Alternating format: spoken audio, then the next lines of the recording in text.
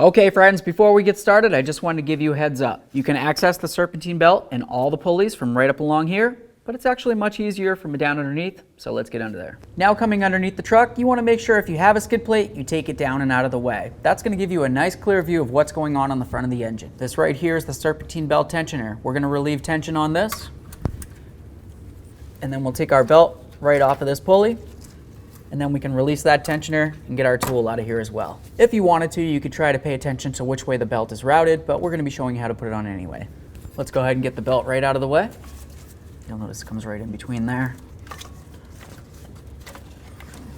Let's go ahead and remove this pulley.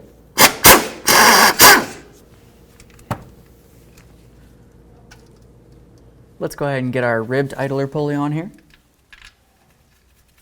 We'll just go ahead and bottom this out, and then we'll torque it to 18 foot-pounds.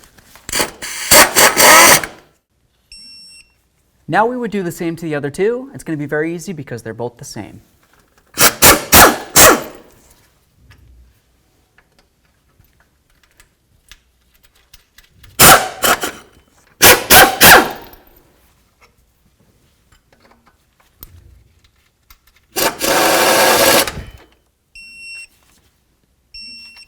Now it's going to be time to install our brand new belt. Before you go ahead and put it on though, make sure you inspect it and make sure it's the same size as your original belt. Once you've done that, take one corner like this and we're going to come right in between this area right here.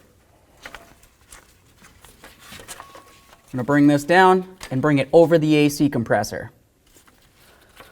The top aspect of the belt, let's bring it underneath this pulley right here, up and over the alternator, around under this pulley, and then around the power steering, all the way down at the far end. Right down here with my left hand, I'm going to start putting this down and around the crank, and then I'm going to come up nearing the water pump, just like this. Let's grab our Serpentine belt tool. I'm just going to pull down on this. Now we'll pull this up and over the water pump. This looks great. Go ahead and relieve tension, but we're not going to remove our tool yet. You need to double check all of your pulleys, especially the ribbed ones, and make sure the belt's situated perfectly inside of all the ribs. This feels amazing.